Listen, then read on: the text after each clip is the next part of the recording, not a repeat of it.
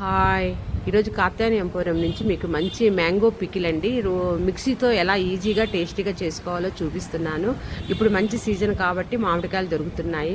ఒక మామిడికాయ తీసుకొని శుభ్రంగా కడిగి తోలు తీసి సగం మామిడికాయ ముక్కలు సగమేమో తురుముకొని పెట్టుకోవాలండి.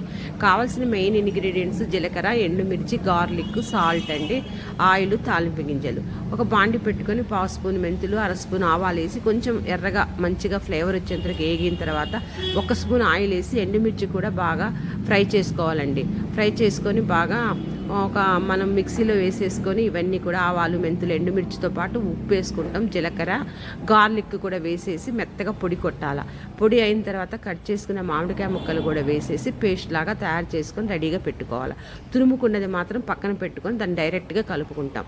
ఒక బాండి పెట్టేసేసి తాలింపు వేయాలండి. ఈ తాలింపులో కొంచెం ఆయిల్ ఎక్కువ పడుతుంది, మనం ఎక్కడ ఆయిల్ ఉపయోగించలేదు కాబట్టి ఆయిల్లో కొంచెం తాలింపు గింజలన్నీ వేసేసి ఎండుమిర్చి, కరివేపాకు వేయాలండి. తాలింపు గింజలన్నీ వేసినాక ఆ తాలింపులో కూడా కొంచెం గార్లిక్ వేసుకోండి, మెయిన్ కొంచెం ఇంగు వేసుకోండి, మంచి ఫ్లేవర్ ఉంటుంది.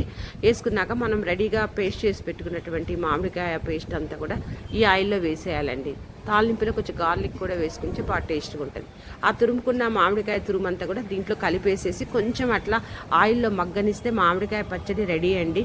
చాలా టేస్టీగా ఉంటుంది. ఒకసారి ట్రై చేసి చూడండి.